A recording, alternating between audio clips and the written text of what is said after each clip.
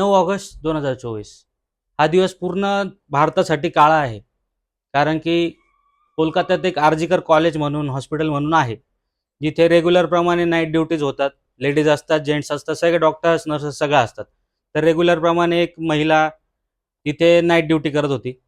सहजप्रमाणे रोज जशी night duty असते तशी नाईट ड्युटी करून तिला झोप आली आणि झोपण्यासाठी ती सेमिनार हॉलमध्ये गेली.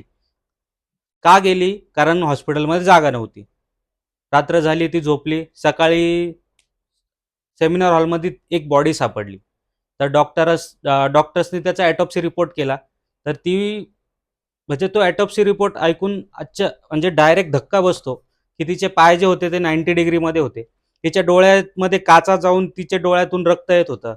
तिच्या पायातून, हातातून, प्रत्येक बॉडीच्या पार्टमधून रक्त येत होतं. तर हे नेमका प्रकार काय? पहिले तर हॉस्पिटलने ते सुसाईड म्हणून घोषित केली. ही सुसाईड नव्हती. तर ॲटॉप्सी रिपोर्ट नंतरच कळालं, की तिच्यावर रेप अँड मर्डरचे झालेला होता. तर तिच्या बॉडीमध्ये 150 ग्रॅम सिमन सापडलं. एक माणसाचं काम अजिबात नाही आहे हे त्याच रिपोर्टमध्ये कळालंय. हे झालं, सगळा प्रकार झाला. त्यानंतर हॉस्पिटलने 2 दिवसात लगेच तिथे रिनोव्हेशनचं काम चालू केलं. म्हणजे कोणाच्याच समजण्याच्या पलीकडे आहे, की 2 दिवसात लगेच रिनोव्हेशनचं काम का चालू केलं? तर काम चालू ह्यासाठी केलं, की तिथले जे पुरावे आहेत ते नष्ट करण्यासाठी हे काम चालू करण्यात आलं. तर सुजय राय हा जो माणूस आहे, तिथल्या पॉलिटिकल बॅकग्राऊंडचा माणूस आहे. तर त्यांचं एक रॅकेट आहे त्या हॉस्पिटलमध्ये चालतं.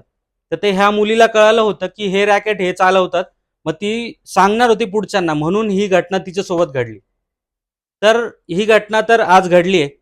आपण काय करणार? Instagramवर, Twitterवर 2-3 स्टोऱ्याज टाकणार. 8 दिवसानंतर विसरून जाणार. परत एक घटना होणार, परत आपण विसरून जाणार, स्टोऱ्याज टाकणार, विसरून जाणार. मागे पण निर्भयासोबत हेच झालं होतं. आंदोलनं झाली, सगळं झालं. पण काय झालं शेवटी? आपली न्यायव्यवस्था, आपले राजकारणी कोणालाच काही न्याय मिळू देत नाही. मग याला पर्याय काय? तर आपल्यासारखे बांधव ज्या आपल्या बहिणी बाहेर जात आहेत, आपल्या जॉबला जात आहेत, कामधंदे करतायत, म्हणजे ज्यांना गरज आहे काम करण्याची, अशा महिलांना तर बाहेर जावंच लागणार आहे. आणि असे कुत्रे तर बाहेर फिरणारच आहे. मग अशा कुत्र्यांना मारायचं कसं?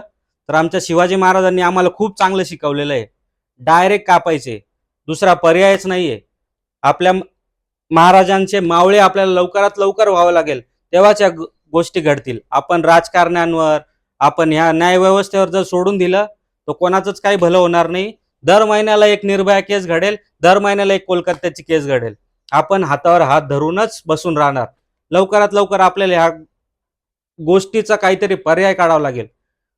भारतात आता म्हणजे मला असं राजकारण हे काय म्हणता येईल, राजकारण राहिलं नाही, गलिच्छ कारण झालेलं आहे सगळं.